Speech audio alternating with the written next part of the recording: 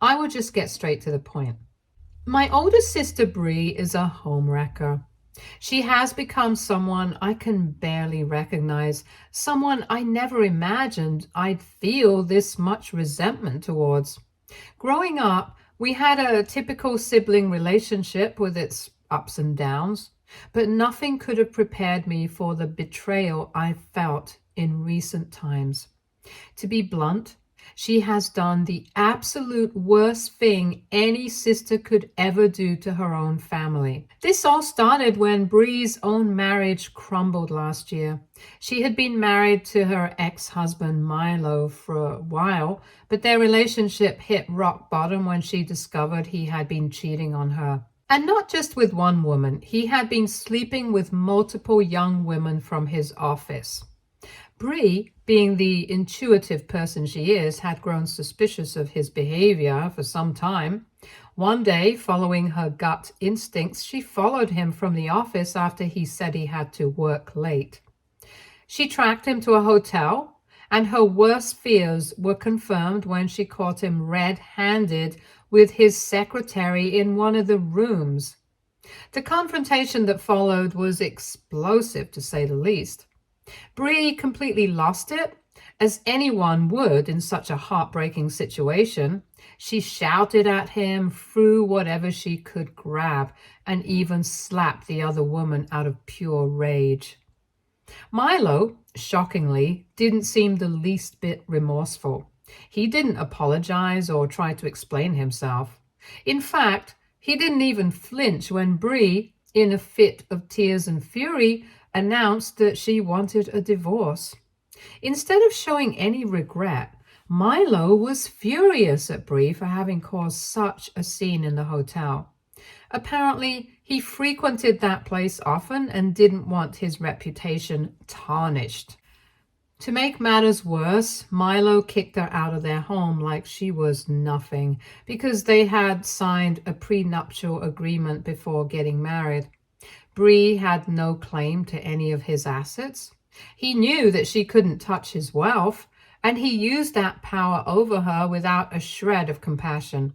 With no other options, Bree came to me for help, broken and defeated. As we both live in the same cities while our parents live a few hours away. At the time, I didn't even hesitate to take her in, feeling nothing but sympathy for what she was going through. Little did I know what she was going to do with me next. So, at the time, I was married to my husband, Archie. He and I were each other's best friends. We always had this incredible bond where we just got each other.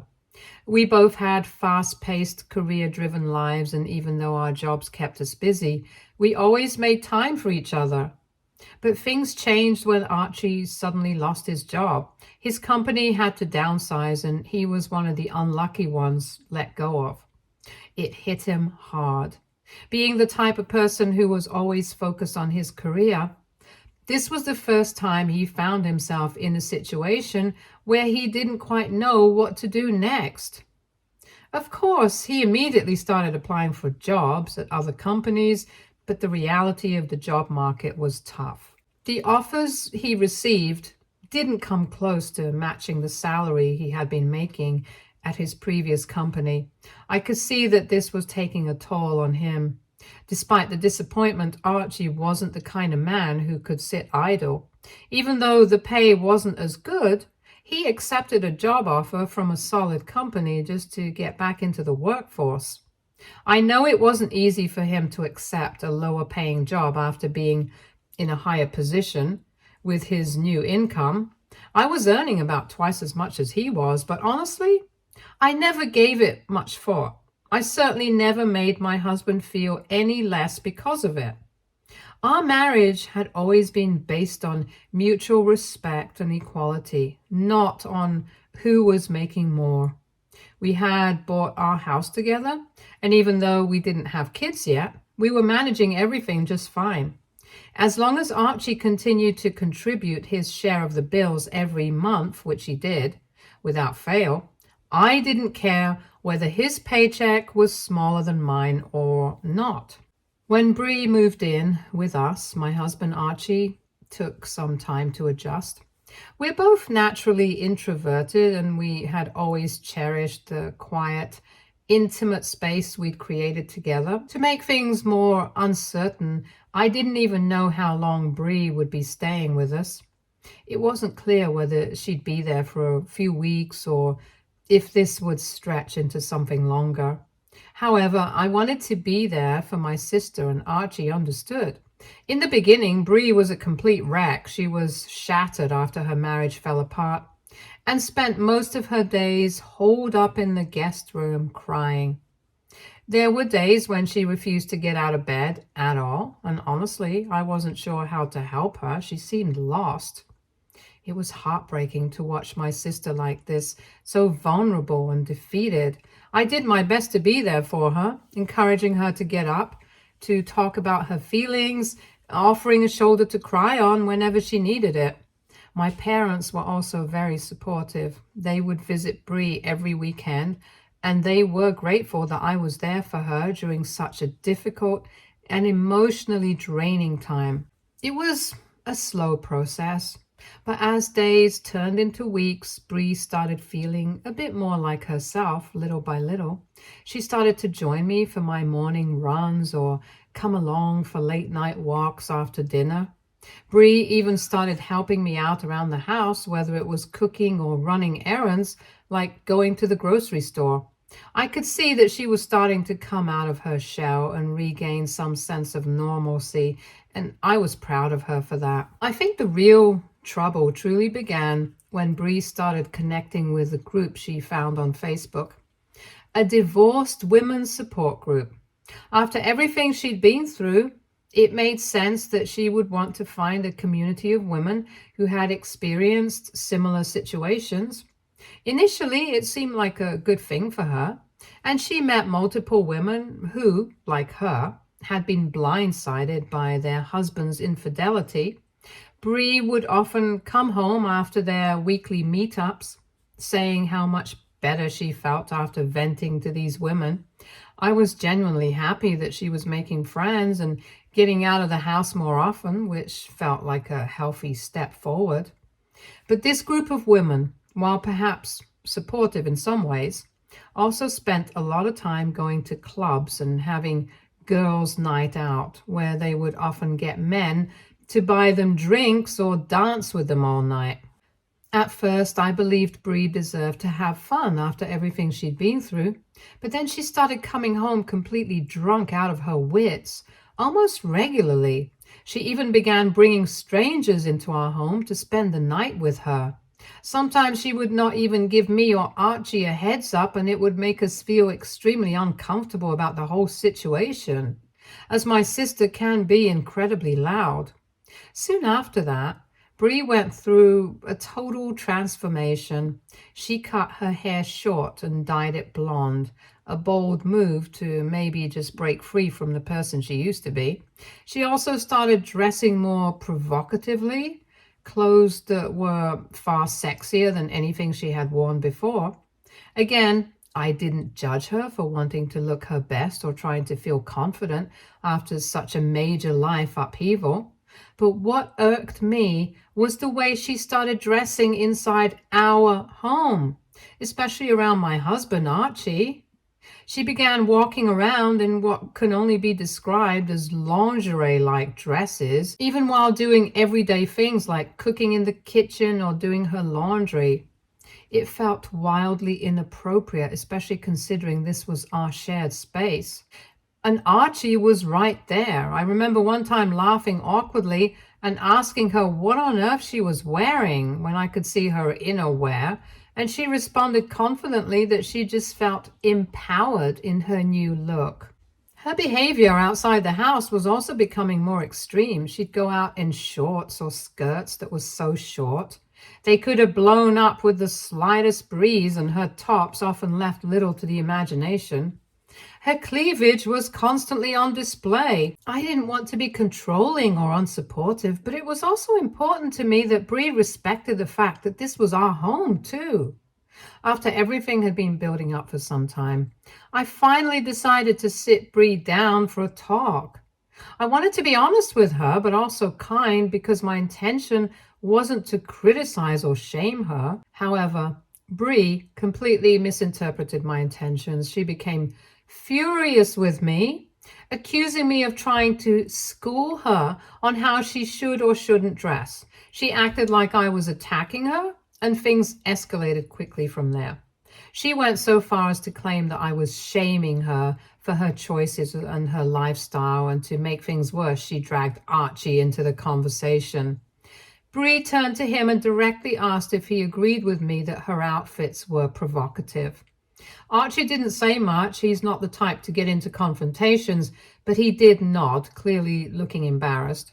Bree's face turned red with anger and maybe a bit of a surprise.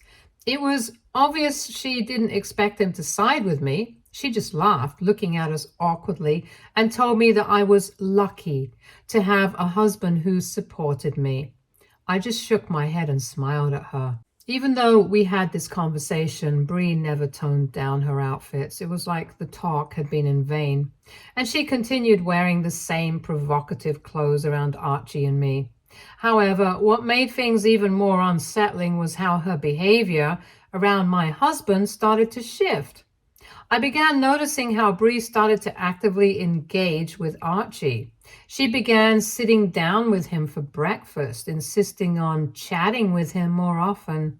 Archie, being the introvert that he is, usually stayed to himself and didn't go out of his way to talk to her. But Bree started putting herself in his space, making an effort to connect with him. At first, I didn't think much of it. I figured she was just trying to bond with my husband, maybe to make her stay with us feel less awkward. But over time, it started to feel different. Every day after work, I'd come home to find Bree and Archie sitting together, sometimes sharing a glass of wine. It struck me as strange because Archie would usually be doing his own thing when I got home. But now he seemed to be spending more time with Bree. They looked comfortable, maybe too comfortable, and it made me uneasy in a way I couldn't explain. The worst part was Bree's constant teasing. She would joke about how my husband missed me for not being home soon and that I needed to cut down on my work hours and spend more time with him like a good wife should. It irritated me to no end to hear her say that because I was working incredibly hard at the time. I was leading an important project at work, and being the project manager, I had no choice but to stay late at the office most nights. This was a crucial time in my career, and I thought Archie understood that.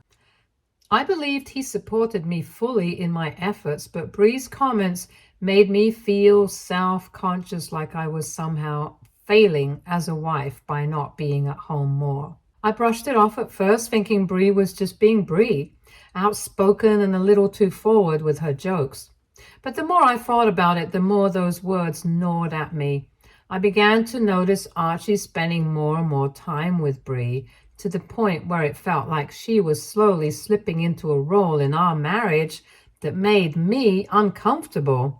The things Archie and I used to do together as a couple, small, everyday activities like grocery shopping, going out for dinner, or just spending time together, Bree was now tagging along for, almost like a third wheel. At first, I tried not to think about it, but soon, whenever I had to cancel plans because of work, Archie and Bree would just go ahead and do things together without me. If I was stuck late at the office, they'd head to dinner on their own or run errands like grocery shopping together. I hate to admit it, but I started feeling replaced by my own sister. Bree seemed to like the attention Archie was giving her. She had been so lost and broken when she first moved in with us, and now it was like she was soaking up all this affection and companionship, not from me, but from my husband. The two of them were forming their own bond, and it was happening right in front of me. I tried to brush away the unsettling feelings creeping in, telling myself I was just being paranoid, but deep down, I couldn't shake the growing sense that something was definitely off. Then one evening, I came home from another long day at work and was completely taken aback. to see a little puppy running around our living room. I stood frozen for a moment, absolutely shocked, because I am highly allergic to dogs, and both Archie and Bree know that very well. Before I could even process what was happening, Bree came rushing out from the kitchen, scooped up the puppy, and started kissing it. I asked her what the hell a dog was doing in our house. Bree told me that she and Archie had decided to buy a puppy together. I was dumbfounded. What did she mean by she and Archie? This wasn't her house. This wasn't her decision to make, especially not without even consulting me. I immediately stormed into the kitchen where Archie was cooking dinner and demanded an explanation. I was furious. How could he go behind my back like this? Archie calmly explained that he had always wanted a dog, and since Bree was now single and living with us, she wanted a pet too. So the two of them had decided on their own to get a dog. I asked him quite loudly if he didn't remember my severe allergies, and before he could answer, Bree butted in, telling me she had promised him that she would be keeping the dog in her room only. She even had the nerve to suggest I start taking allergy medication so they could continue to have the dog in the house. She spoke about how both she and Archie had fallen in love with the puppy and couldn't imagine parting with it. I could feel the rage building inside me, but I didn't want to explode. I told Bree to lock the dog in her room, at least until I could get my hands on some allergy medication. I was seething with anger and discomfort. How dare they make such a big decision, one that directly affected me, without even asking for my input? The whole situation felt wrong on so many levels. Archie and Bree had started acting like a couple, making decisions that affected our household. It wasn't just about the dog anymore. It was the fact that my husband and my sister had gone behind my back. And I was starting to feel like an outsider in my own home. Something was very, very wrong, and I couldn't ignore it any longer. I had a huge fight with Archie that night and asked him straight up if he perhaps had feelings for my sister. Archie looked dumbfounded and vehemently denied having anything to do with Bree in a romantic way. He clarified that he simply liked spending time with her since she was always at home while I was always busy with my work. I found this as an insult, so I reminded him that he was a workaholic just like me and worked long hours when he was at his previous company. I pointed out how we both never had any issues with our jobs before. Archie had nothing to reply to, and we both left the conversation at that. The very next week, I had a work trip lined up. It was supposed to be a quick 2-day trip, so I packed my suitcase and made sure both Bree and Archie knew I'd be gone. That evening, though, a heavy storm hit, and as luck would have it, my flight got cancelled. It was such a last-minute change, and I had no choice but to grab an Uber and head back home. A bit disappointed that the trip was off, but relieved to be going back to my own bed. As I unlocked the door, I heard loud music playing from inside. My ears immediately perked up because the song that was playing was no ordinary song. It was the same one that had played during my wedding to Archie. A song that had always meant so much to us. I walked into the living room expecting to find Archie and maybe Bree there, but the room was empty.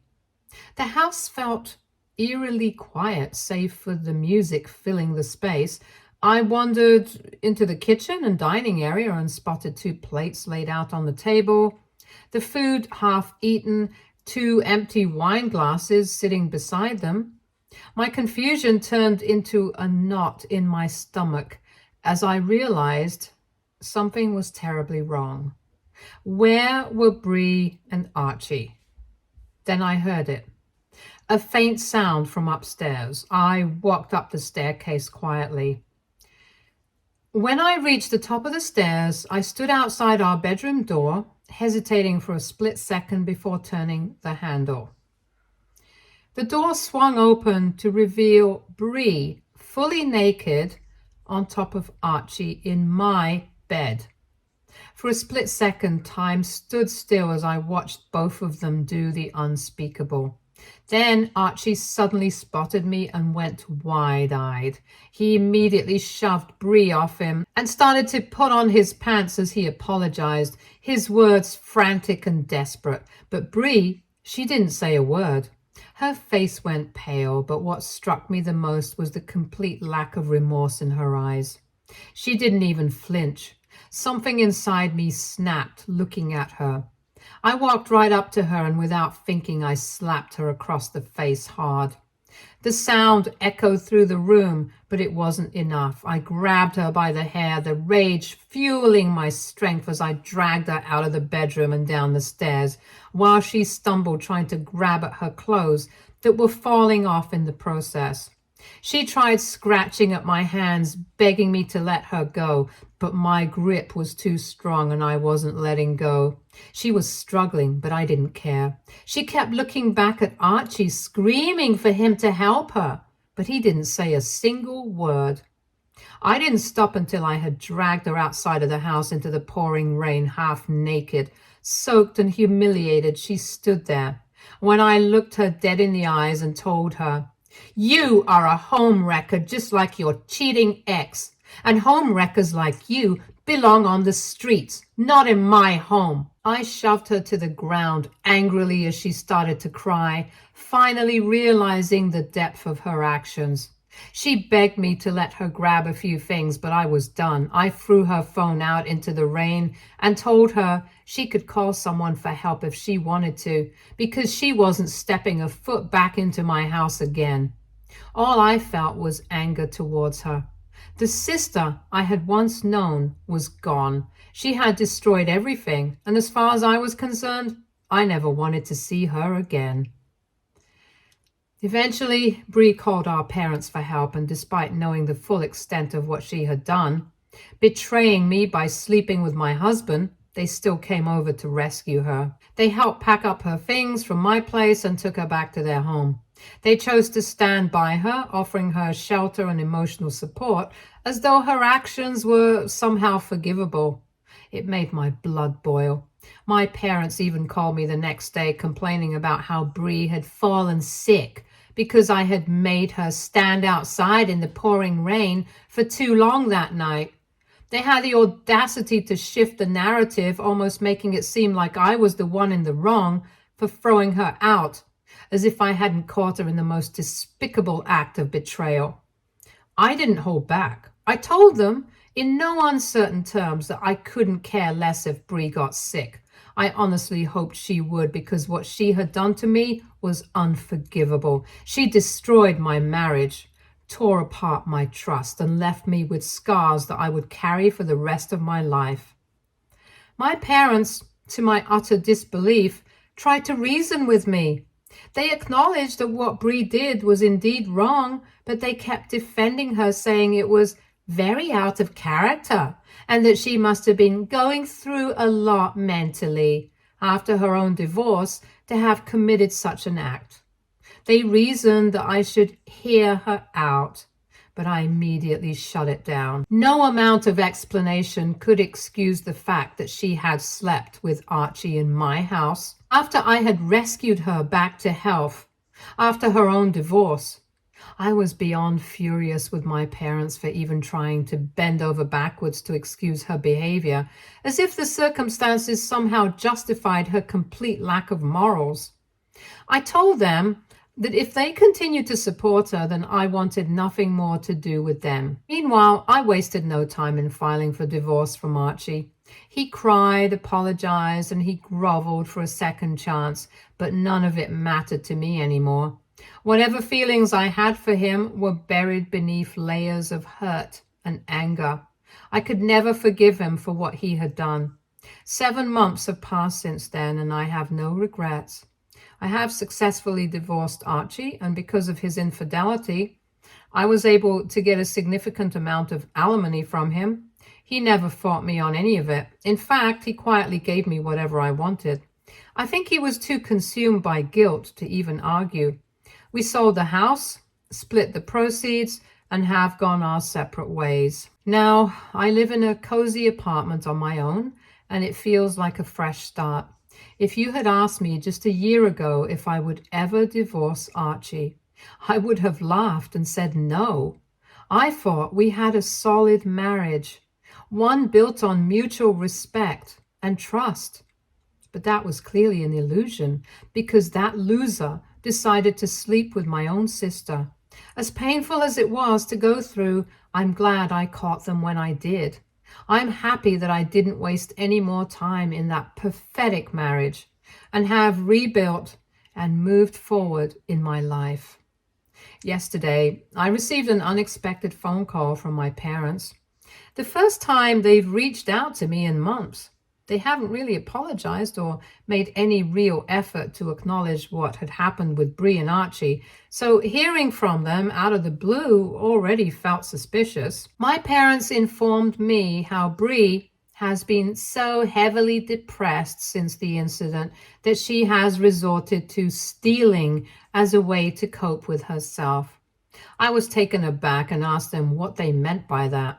My parents went on to explain that Bree had been secretly taking their debit and credit cards and withdrawing large amounts of cash from ATMs over the past few months. My parents aren't very tech savvy, so they never paid attention to the notifications on their phones for withdrawals or bank charges. Either they missed them completely or didn't think to check. It wasn't until my dad was planning a trip with my mom recently that he realized that a significant portion of their savings had vanished. When he checked their accounts and saw the pattern of withdrawals, him and Mom confronted Bree. To my parents' shock, she admitted everything.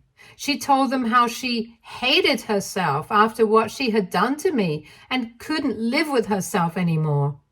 Apparently, she'd been using the money to drink, buy weed, and who knows what else just to cope. I bluntly told my parents that, frankly, I didn't care about any of it since it didn't matter how much my sister regretted it. This was something that she could never come back from. I told my parents that they were the ones who had chosen to take her in after everything, so they needed to deal with the consequences. Both my parents started to insist that this thing with Bree involved all four of us, since my sister seemed to be suffering after the way I had been treating her for her mistake. They argued that I should talk to my sister and forgive her for everything, since she is my family at the end of the day. They reasoned that since I no longer had a husband, I could perhaps help out Bree by letting her move in with me, and we could start all over again as a family. They even suggested that we could all do family counseling together. I scoffed at their suggestions and told them in no uncertain terms that they were delusional to even ask me to do something like this. I reminded them rather sharply that the reason I didn't have a husband anymore was because of their daughter, the one they were still defending even after she had been stealing from them. Bree had destroyed my marriage, and they expected me to welcome her back into my life because she felt regretful? Never. I told them to stop including me in their family from now on because, as far as I was concerned, I did not want to be a part of it. My parents feel I'm being unreasonable for not giving my sister a second chance. AITA for not letting Bree back into my life after that homewrecker destroyed my life? Update 1. To be clear, I agree with some of the comments that my sister is clearly using what she did to me as an excuse to try and justify her stealing habits, hoping to gain sympathy from our parents. Hence, I've made the decision to permanently block my parents so they can no longer contact me. I'm exhausted by their constant excuses for Bree's behavior. My sister has never really apologized to me for what she put me through. But I've also reached a point where I no longer need an apology from anyone. I simply cut ties and moved forward. Also, I would like to mention that I am much happier now and have gone out on a few dates here and there, so it's not like I'm sitting at home wallowing about my ex-husband and my sister.